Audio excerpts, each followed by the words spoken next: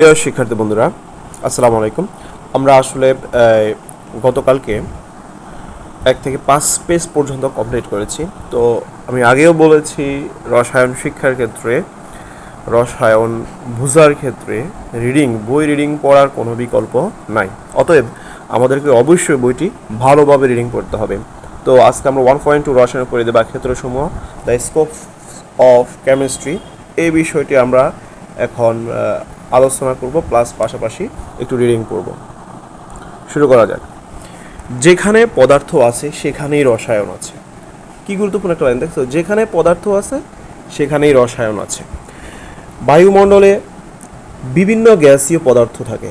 বায়ুমণ্ডলে কিছু না কিছু রাসায়নিক পরিবর্তন অনবরত ঘটছে। আমরা যে মাটির উপরে বসবাস করছি সেটিও মাটিতে প্রতি মুহূর্তে ঘটে যাচ্ছে অসংখ্য পরিবর্তন। শুধু বর্তমান সময় কেন, সুদূর অতীতেও এইসব পরিবর্তন ঘটেছে। তার মানে কি আমরা বুঝতে পারতেছি যে পরিবর্তন একদম প্রতিনিয়ত কিন্তু পরিবর্তন করছে। যখন এই পৃথিবীর জন্ম হলো তখন পৃথিবী এমন ছিল না। পৃথিবী ছিল খুবই উত্তপ্ত। সেখানে কোনো বাতাস ছিল না, পানি ছিল না, ছিল না কোনো জীবের অস্তিত্ব। বুঝতে পারছো বিষয়টা তোমরা? কোটি কোটি বছর ধরে ঘটেছে অসংখ্য রাসায়নিক পরিবর্তন। সৃষ্টি হয়েছে বায়ুমণ্ডল, সৃষ্টি হয়েছে পানি, সৃষ্টি হয়েছে হাজারো রকমের পদার্থ, সৃষ্টি হচ্ছে হাজারো রকম পদার্থ। এসব কিছুই পৃথিবীকে জীবজগতের জন্য বসবাসের উপযোগী করেছে। দেখো, এইসব কিছুই কিন্তু পৃথিবীকে জীবজগতের জন্য বসবাসের উপযোগী করেছে। মানুষসহ বিভিন্ন প্রাণী ও উদ্ভিদ, তা ক্ষুদ্র অণুজীব যেমন ব্যাকটেরিয়া, অ্যামিবা ইত্যাদি হোক অথবা উদ্ভিদ বা প্রাণী হোক, সকলের দেহই বিভিন্ন ধরনের রাসায়নিক পদার্থ দিয়ে তৈরি। প্রতিটি দেহ হলো একটি বড় রাসায়নিক কারখানা। এখানে প্রতি মুহূর্তে ঘটে চলেছে অসংখ্য রাসায়নিক বিক্রিয়া।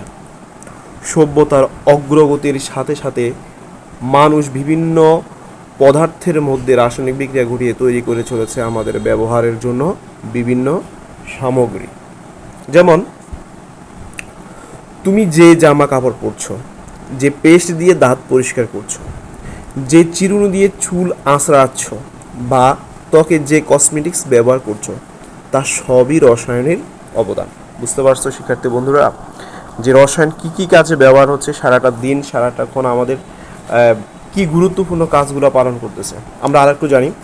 এছাড়া আমরা পরিষ্কারের কাজে সাবান, টয়লেট ক্লিনার এবং জীবন রক্ষার জন্য ব্যবহার করেছি বিভিন্ন ধরনের ওষুধ সামগ্রী। আমাদের খাদ্য চাহিদাকে পূরণ করার জন্য ফসলের ক্ষেতে ব্যবহার করছি সার ও কীটনাশক। যানবাহনে ব্যবহার করছি পরিশোধিত পেট্রোল, ডিজেল। এইসব শিল্পর ক্ষেত্রে বিভিন্ন পদার্থের মধ্যে রাসায়নিক বিক্রিয়া ঘটিয়ে তৈরি করা হচ্ছে। সত্যি কথা বলতে কি, রসায়নের পরিধি এই ক্ষুদ্র পরিসরে লিখে শেষ করা যাবে না। টেবিলে রসায়নের কিছু অতি প্রয়োজনীয় ক্ষেত্রের উদাহরণ দেওয়া হলো। এখন আমরা বুঝতে পারলাম যে রসায়ন কী কী ক্ষেত্রে তার গুরুত্বপূর্ণ ভূমিকাগুলো পালন করে। এখন চার্টের মধ্যে আমরা স্বল্প পরিসরে কিছু দেওয়া আছে, এগুলো নিয়ে আমরা একটু আলোচনা করব।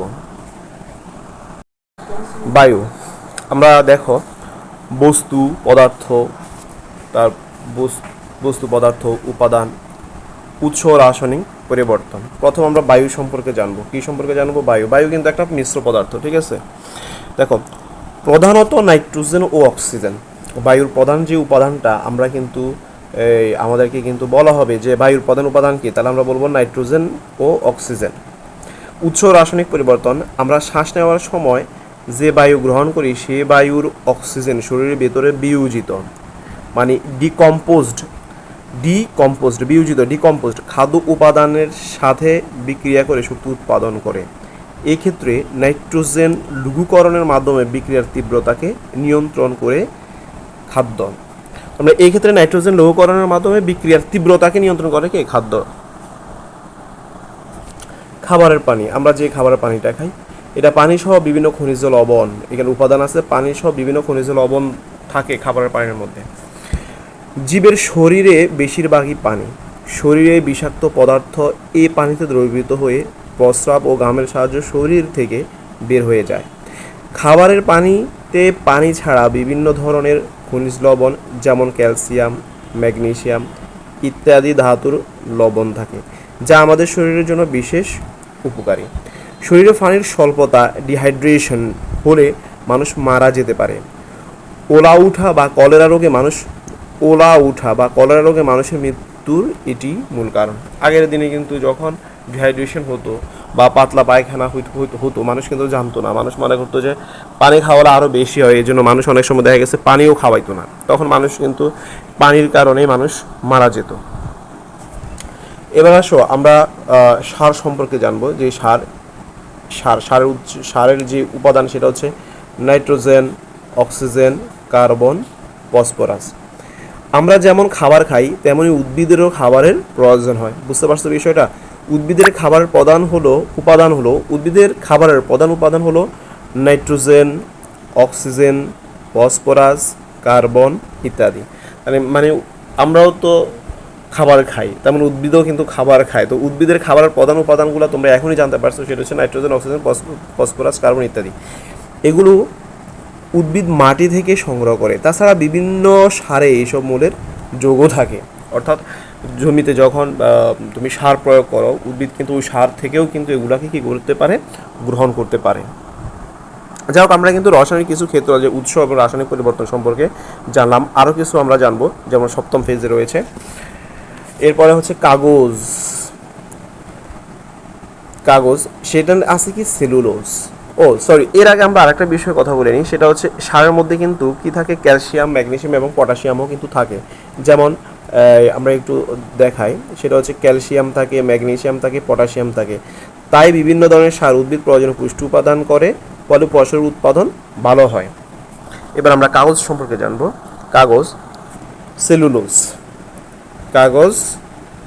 সেলুলোজ উপাদান হচ্ছে সেলুলোজ।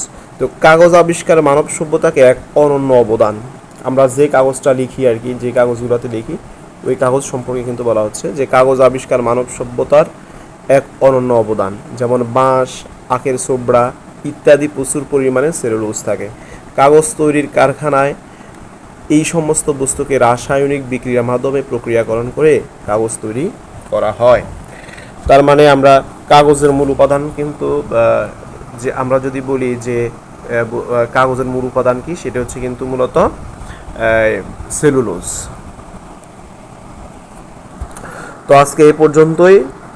ক্লাসটি ভালো লাগলে অবশ্যই আমার চ্যানেলটি সাবস্ক্রাইব করে দিবেন, আর অবশ্যই শেয়ার করে দিবেন, লাইক করবেন, কমেন্ট করবেন, কেমন লাগছে অবশ্যই জানাবেন। আসসালামু আলাইকুম রহমতুল্লাহ।